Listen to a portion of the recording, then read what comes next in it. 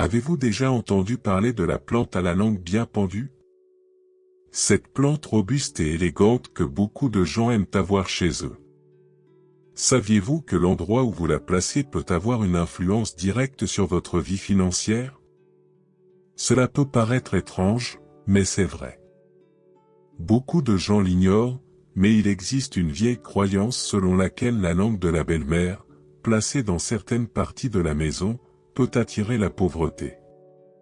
Imaginez ceci, vous prenez grand soin de votre maison, vous aimez décorer chaque coin avec des plantes et vous voulez créer un environnement agréable et prospère. Mais, sans le savoir, vous placez la langue de votre belle-mère à un endroit qui, selon cette croyance, est défavorable. Soudain, vous commencez à vous rendre compte que les choses ne vont pas bien sur le plan financier, sans en comprendre la raison. La douleur des difficultés financières est réelle et peut être dévastatrice. Et si un simple changement dans la disposition de votre usine pouvait faire la différence? Et s'il existait un moyen d'harmoniser votre maison pour attirer la prospérité au lieu de la faire fuir? Cette histoire zen nous fait prendre conscience de l'importance de l'énergie dans notre environnement et de l'impact que peuvent avoir de petits détails. Il ne s'agit pas seulement de superstition, mais de la façon dont nous nous sentons dans nos espaces et dont cela peut se refléter dans notre vie. C'était une matinée tranquille au monastère zen. Le soleil se lève lentement, projetant des rayons dorés sur le jardin serein. Maître Kansan, un vieil homme à la longue barbe blanche, était assis sur un banc de pierre, contemplant la nature qui l'entourait. Il appréciait le doux bruit du vent dans les feuilles et le chant lointain des oiseaux. C'était un moment de paix, de connexion avec l'univers. Soudain, la tranquillité est rompue par des pas précipités. Akira, un jeune disciple du monastère, descendait en courant le chemin pavé, haletant et le visage bouleversé. Il tenait dans ses mains une plante en pot. « Maître Kansan !» Maître Kansan, cria Akira, manquant de trébucher en s'approchant du vieux maître. Kansan ouvrit lentement les yeux et regarda le jeune homme avec un calme inébranlable. « Qu'est-ce qui t'amène à être si pressé, jeune homme ?» demanda-t-il, la voix aussi douce que la brise du matin. Akira s'arrêta pour reprendre son souffle. « Maître, je viens du village. Les villageois sont confrontés à un grand malheur. Ils sont tous inquiets et ne savent pas quoi faire. » Le maître acquiesça, observant toujours le jeune homme d'un regard sage. « Dis-moi plus, Akira. » Akira déposa la plante en pot au pied de Kansan. « On dit que c'est cette plante, appelée « langue de belle-mère », qui est à l'origine de tous les problèmes. Depuis qu'elle a commencé à pousser dans le village, les gens se disputent sans cesse, font de terribles cauchemars et ont des pensées négatives. Kansan prit le pot avec précaution et examina la plante avec intérêt. Les feuilles étaient longues et pointues, vertes et brillantes. Il sentit l'énergie qui émanait de la plante, une sensation étrange, presque dérangeante. « Il croit que la plante est la source des problèmes ?» demanda le maître en haussant un sourcil. « Oui, maître. Ils ont demandé votre aide. Ils ne savent pas quoi faire d'autre et ils ont peur que les choses n'empirent. » Kansan réfléchit un instant, tenant toujours la plante. « Akira, va voir Maître Chin et demande-lui de se joindre à nous. Nous devons enquêter ensemble. » Akira acquiesça et repartit en courant, cette fois vers les quartiers de Maître Chin, un autre des sages du monastère. Pendant ce temps, Kansan s'assit à nouveau, posant la plante à côté de lui. Il ferma les yeux et respira profondément, essayant de comprendre la véritable nature du problème. Quelques minutes plus tard, Maître Chin arriva. C'était un homme d'âge moyen au visage calme et aux yeux perçants. « Kansan, que se passe-t-il » Kansan expliqua la situation en montrant la plante à Maître Chin. Il semble que cette plante soit à l'origine d'une grande perturbation dans le village. Nous devons découvrir pourquoi. Maître Chin prit la plante dans ses mains et l'étudia attentivement. Il y a quelque chose d'inhabituel ici, quelque chose que nous ne pouvons pas voir avec nos seuls yeux. Les deux maîtres décident de se rendre au village pour voir de près les effets de la plante. Ils marchèrent ensemble en silence, chacun perdu dans ses pensées. Lorsqu'ils arrivèrent au village, ils furent accueillis par des regards inquiets et des visages fatigués. Les villageois se sont rassemblés autour des maîtres, espérant une solution. « Nous sommes ici pour vous aider », dit Kansan, d'une voix ferme et pleine de compassion. Mais d'abord, nous devons comprendre la nature de ce mal. Ils commencèrent à enquêter, à parler aux villageois et à observer la plante dans son environnement naturel. À la tombée de la nuit, les maîtres se rendent compte que la plante semble briller faiblement au clair de lune, émettant une énergie qui perturbe l'esprit des gens. Maître Chin a suggéré, cette plante est peut-être le reflet des peurs et des insécurités des villageois. Nous devons leur apprendre à trouver la paix d'intérieur, même au milieu de l'adversité. C'est ainsi que les maîtres ont commencé à travailler avec les villageois, leur enseignant la méditation et les techniques de respiration pour calmer l'esprit. Peu à peu, l'atmosphère du village change, devient plus légère et plus paisible. Mais la véritable origine des pouvoirs de la plante restait un mystère, et les maîtres savaient qu'il restait encore beaucoup à découvrir. Alors que les maîtres travaillaient avec les villageois, une ancienne du village, Rumiko, s'approcha lentement, appuyée sur son bâton. Ses yeux étaient profonds et pleins d'une sagesse acquise au fil des ans. « Kansan, Chin », commença Rumiko, la voix tremblante mais ferme. Cette plante émet des énergies toxiques. Quand j'étais jeune, j'ai entendu des histoires sur des plantes comme celle-ci, qui apportent la disharmonie et la confusion. Elles reflètent les peurs et les conflits des gens qui les entourent et les amplifient. Kansan regarda Rumiko avec intérêt. « Vous suggérez donc de détruire la plante ?» Rumiko secoua la tête. « Non, maître. Cette plante fait partie de la nature. Nous ne devrions pas la détruire, mais peut-être, pourrions-nous demander de l'aide aux esprits de l'arbre sacré. » Kansan réfléchit aux paroles de Rumiko et, après un bref échange de regards avec Maître Chin, prit une décision. Portons la plante à l'arbre sacré. Nous laisserons les esprits de la forêt décider de ce qu'il faut faire. Avec beaucoup de précautions, les maîtres, accompagnés de Rumiko et de quelques villageois, portèrent la plante jusqu'à l'arbre sacré, un arbre ancien et majestueux connu pour son énergie pure et curative.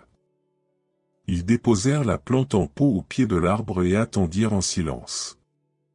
Pendant ce temps, dans le monastère, Maître Chin ressent une perturbation. L'énergie de la plante semblait toujours présente, même après avoir été retirée. En y regardant de plus près, il se rendit compte qu'une partie des racines de la plante s'était infiltrée dans le sol du monastère, propageant son influence. Les moines commencèrent à remarquer une augmentation de la tension entre eux. Les petits désaccords se transforment en disputes et l'atmosphère sereine du monastère devient de plus en plus tendue. Maître Chin convoqua une réunion urgente. « Mes amis, j'ai le sentiment que la plante n'a pas seulement affecté les villageois, mais aussi nous. Elle symbolise la toxicité qui peut surgir dans nos relations humaines, reflétant nos insécurités et nos peurs. Nous devons purifier notre environnement et nos esprits. » Les moines se sont mis d'accord sur le fait que la plante devait être complètement éliminée pour rétablir l'harmonie. Teki, le jardinier du monastère, a avoué qu'il avait apporté la plante sans en connaître les effets. Il se sentait coupable et voulait aider à corriger cette erreur.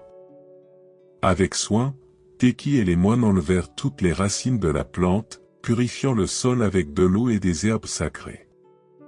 Ils travaillaient ensemble, unis par le désir de rétablir la paix. Pendant ce temps, Kansan et Chin observaient la plante au pied de l'arbre sacré, attendant un signe des esprits. Les journées au monastère reprirent un semblant de normalité après l'enlèvement initial de la plante problématique. Cependant, Maître Sha, toujours attentif aux détails, ne pouvait s'empêcher de ressentir un léger malaise dans l'air.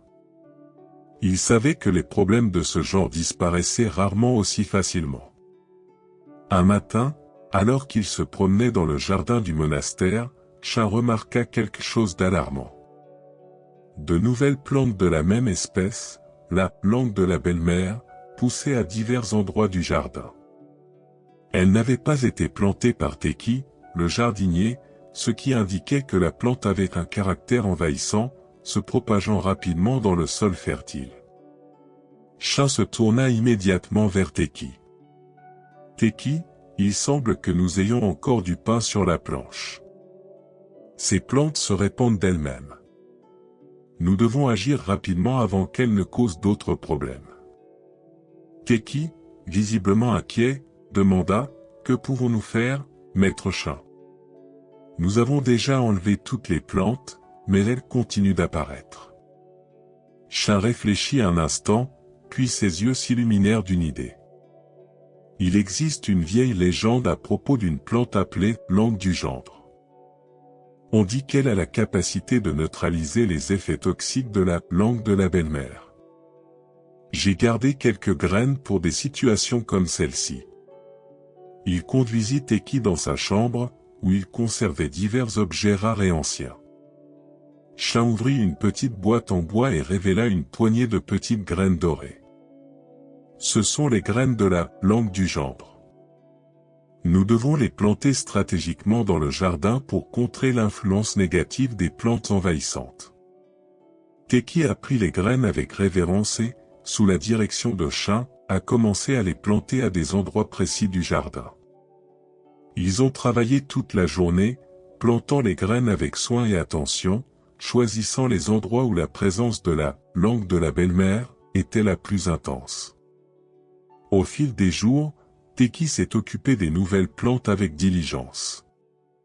Il arrosait et fertilisait les zones plantées, s'assurant que les graines recevaient tout ce dont elles avaient besoin pour grandir. Bientôt, de petites pousses commencèrent à émerger et à se répandre dans tout le jardin.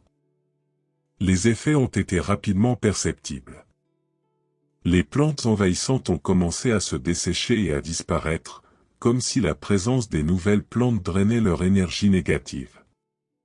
Le jardin, autrefois chaotique et perturbé, commença à retrouver son harmonie naturelle. L'atmosphère du monastère changea également, les moines ressentirent une paix retrouvée et les disputes et tensions diminuèrent considérablement. Maître Sha observait tout cela avec satisfaction. Tu vois, Teki, comment la nature nous apprend à rechercher l'équilibre? Parfois, la réponse à un problème consiste à trouver son complément, sa contrepartie positive. Teki, plus calme, sourit à Sha. Merci, maître. J'ai beaucoup appris de cette expérience.